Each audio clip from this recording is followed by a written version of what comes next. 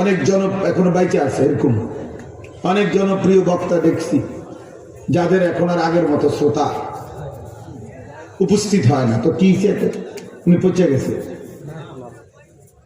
ফায়সালা তো আখিরাতে না। তাহলে আমরা মানুষ বেশি হইলে উনি সফল, মানুষ কম হইলে উনি ব্যর্থ, এই কথা যে সিদ্ধান্ত দিলাম, সফলতা এবং ব্যর্থতার সিদ্ধান্ত তো দুনিয়াতে হয় না। আর সফলতা এবং ব্যর্থতার ফায়সালা তো মানুষে করেন,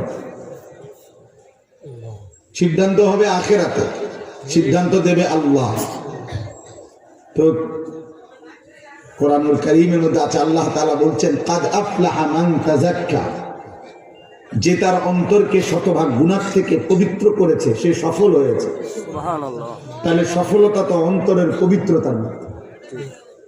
আল্লাহ তাআলা বলছেন কাদ আফলাহা মান যাক্কাহা, যে তার হৃদয় মন পবিত্র করেছে কুফর, শিরিক, বিদআত, কবিরা, যাবতীয় মন্দ আখলাক এর থেকে সে সফল হয়েছে। তাহলে সফলতা তো এটা আল্লাহ বলছে, ফামান যুহজিহা আনিন নার ওয়া উদখিলাল জান্নাহ ফাকাদ ফাযা।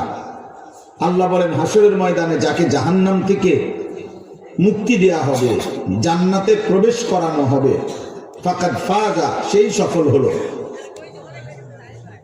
তাহলে যেদিন জাহান্নামের মুক্তি মিলবে, যেদিন জান্নাতের ঘোষণা মিলবে, সেদিন সফল হবে, সেদিন সফল হবে। আল্লাহ তাআলা কোরআনুল কারীমের মধ্যে বলছেন 6টি সিফাত যাদের মধ্যে আছে, আল্লাযীনা ইউমিনুনা বিল গায়ব, যারা কবর, হাসর, জান্নাত, জাহান্নাম, মিজান, ফুলসিরাত, আখিরাত, আযাব, শাস্তি, শান্তি, আখিরাতের এই সবগুলো বিষয় না দেখেও যারা প্রতিনিয়ত সর্বান্তকরণে মেনে নিচ্ছে, ওয়া ইউকিমুনাস সালাহ, 5 ওয়াক্ত নামাজ পড়ছে, ওয়া মিম্মা রাযাকনাহুম ইউনফিকুন, আল্লাহর দেওয়া মাল থেকে আল্লাহর রাস্তায় খরচ করছে, সাদাকা করছে, ওয়াল্লাযীনা ইউমিনুনা বিমা উনজিলা ইলাইকা, কোরআনুল কারীমের উপরে যারা পূর্ণ ঈমান রাখছে, মেনে নিচ্ছে কোরআনের কথা, ওমা উনজিলা মিন ক্বাবলিক, পিছনের আসমানি কিতাবগুলোকে যারা আল্লাহর কিতাব একথা মেনে নিচ্ছে, অবিল আখিরাতি হুম ইউকিনুন, আখিরাতের প্রতি যাদের কলিজায় ভরা পূর্ণ মজবুত ঈমান আছে, উলাইকা আলা হুদাম মির রাব্বিহিম, আল্লাহ বলেন তারা হেদায়েতের উপরে আছে আল্লাহর পক্ষ থেকে, ওয়া উলাইকা হুমুল মুফলিহুন, তারাই কেবল সফল কাম।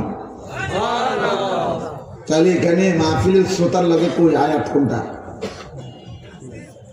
বড় পোস্টার, বড় হ্যান্ডবিল, বেশি শ্রোতা, বেশ কম শ্রোতা, এই বক্তা এখন ফেসবুকে ওয়াজ বেশি, উনার কম, বা কোনো না কোনো ভাবে নিজেকে প্রচার করা, নিজেকে কোনো না কোনো ভাবে প্রসিদ্ধ করা, নিজেকে কোনো না কোনো ভাবে বাহবা নেওয়া মানুষের, এটা যদি মাকসাদ হয় তো এটার মধ্যে সফলতা, এটা বলছে কি 1 কোটি মানুষ হাততালি দিলে উনি সফল?